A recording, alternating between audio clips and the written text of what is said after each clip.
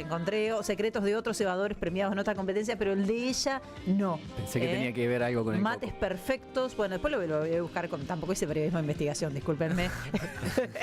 Mira, es tu tema, esperaba más. Voy a indagar un poco más en esto después y les voy a traer otras recomendaciones en un ratito. Pero antes nos vamos a poner serios. Hablemos de inflación, puede ser. Lo tenemos a Germán Pinazo ya en línea. ¿Cómo está, Germán?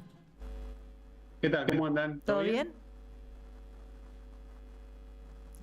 Bien, ahí sí. Escucho medio con delay. Lo de serio, no sé, si era por mí, no, me parece que era otra columna. Bueno, está bien, no tenemos cómo salvarnos entonces. O sea, vos eras la parte seria, Germán, del programa de hoy. Bueno, Germán, hablemos un poco de los números. La semana pasada, los números oficiales de la inflación le dieron una buena noticia, podríamos decir, al oficialismo. Ahora, no es tan palpable la buena noticia en los bolsillos de los ciudadanos, digamos, ¿no? Bueno, efectivamente, una cosa está relacionada con la otra.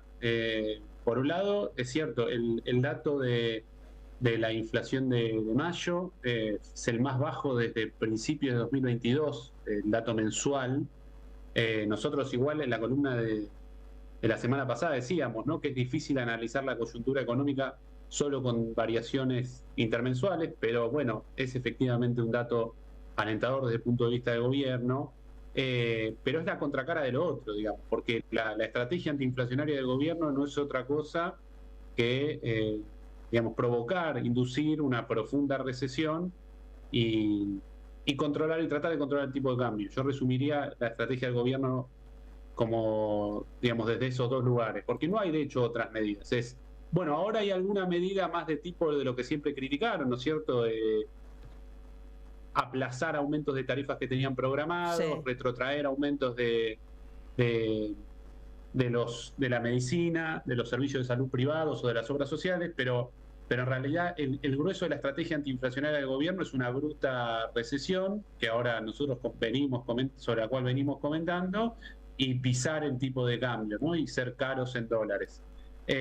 Sobre lo primero, digamos, nosotros hablamos también la semana pasada cuando hablábamos del semáforo de la coyuntura, y decíamos que no, en la serie, por ejemplo, que hay de ventas en supermercados, no se registra un nivel tan bajo de consumo en supermercados nunca, digamos, no, ni en la pandemia. Nosotros tenemos, desde que lo mide el INDEC, 2017 para acá, nunca, desde que publica esta serie, desde que hay datos disponibles sobre esta serie, nosotros no tenemos niveles tan bajos de consumo. Y entonces sí, la contracara es que la inflación baja desde el 25% a la que llevó el gobierno. Otro dato también, desde la hiperinflación del 89, 90, 91, digamos que no hay inflaciones interanuales, digamos en línea con esto que decíamos al principio de no medir la coyuntura solo con datos mensuales. La inflación interanual de todos los meses del gobierno de Milei es la más alta desde aquellas hiperinflaciones, digamos, no veníamos de 160 interanual, Milei la llevó a 280 y ahora está bajando a 270 interanual, sigue siendo alta. La gran pregunta acá es, digamos, ¿cuántos meses de recesión tiene que tener Milei para consolidar un escenario de baja inflación? Porque recordemos, por ejemplo, cuando asume Alberto Fernández, pandemia mediante, la inflación que desde el gobierno de Macri, desde que explotó, digamos, el hiperendeudamiento de Macri a mediados del 2018, que Argentina viene teniendo más de 40% de inflación interanual todos los meses. Con la pandemia efectivamente bajó a 30, ¿no? Ahora, cuando empezamos a salir de la pandemia, la inflación volvió a subir.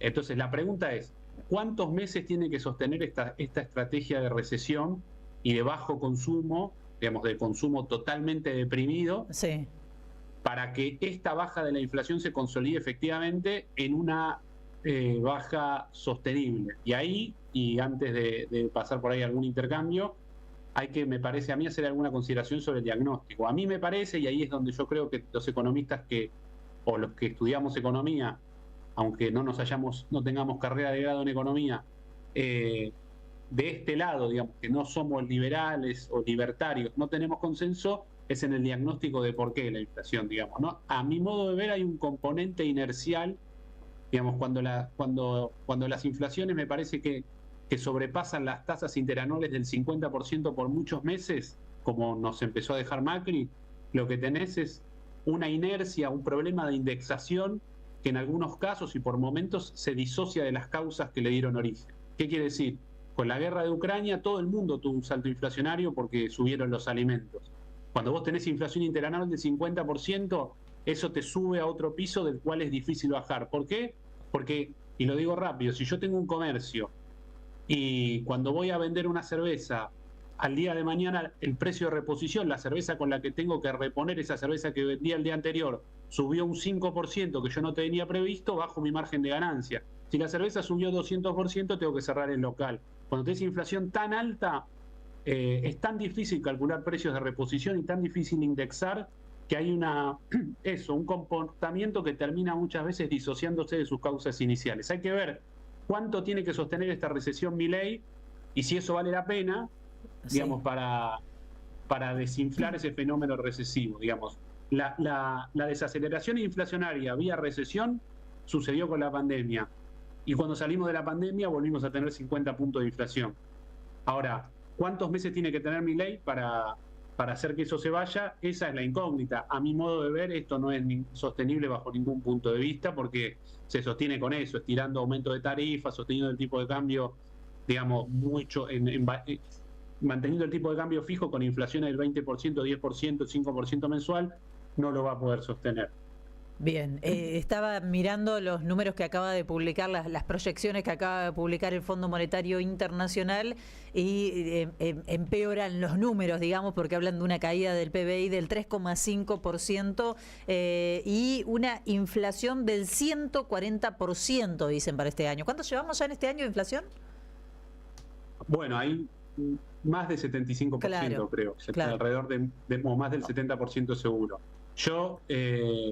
Yo no la veo del 140%, o sea, que acumulada en los 12 meses.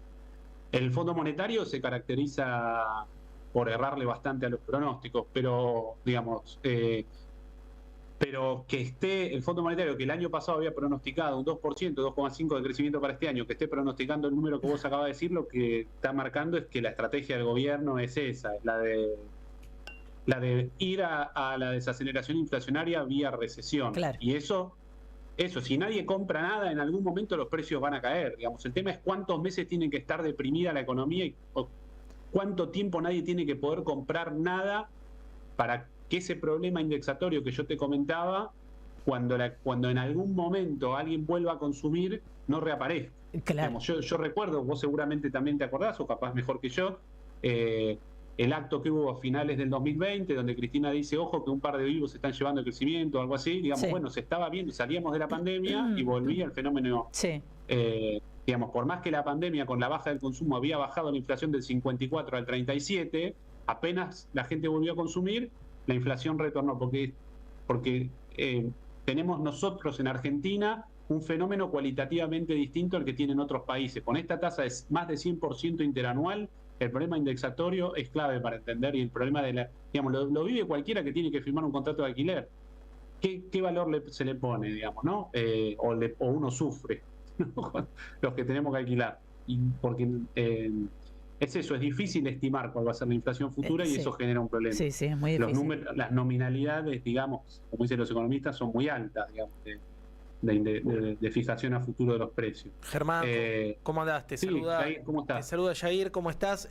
Quería preguntarte, esta misma semana el gobierno anunció, bueno, dos que parecerían buenas noticias, por lo menos para el plan del gobierno, que es el arreglo con China por el tema del swap, y por el otro lado el nuevo desembolso del FMI. ¿Cómo pega esto en la economía local? Y sobre todo, si esto le sirve a su narrativa de levantar el cepo, que viene siendo uno de los puntos fuertes que los funcionarios de Milei traen en casi todas sus alocuciones.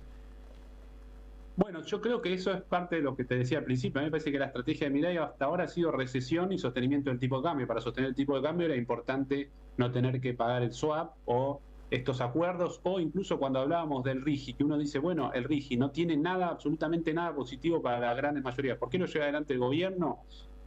Que cuando uno ve, por ejemplo, el RIGI, la ley bases en realidad, pero particularmente el RIGI, uno dice que incluso dice los desembolsos de esos proyectos, si quieren ampararse en este régimen especial de baja de impuestos y de permitir no liquidar divisas en el mercado local, tienen que hacerse en los próximos 2 años. Digamos. Entonces, digamos, lo que el gobierno apuesta es a tener en el corto plazo la mayor entrada de dólares posible para estabilizar el tipo de cambio y que eso sea un ancla. Digamos, no solo para...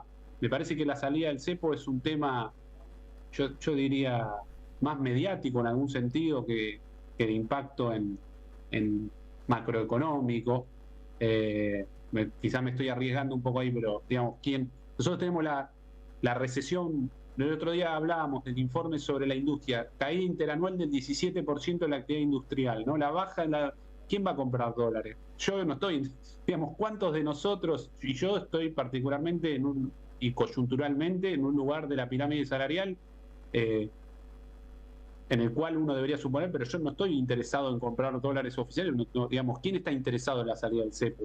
Bueno, yo lo que creo es que más la estrategia del gobierno es el tipo de cambio como ancla antiinflacionaria, y en ese sentido, esto del RIGI, que no tiene ningún beneficio colectivo y que todo lo contrario es, digamos, una condena en el mediano, casi inmediato plazo, pero me parece que la apuesta del gobierno es que en los próximos 2 años tener la mayor cantidad de dólares posible para estabilizar el tipo de cambio.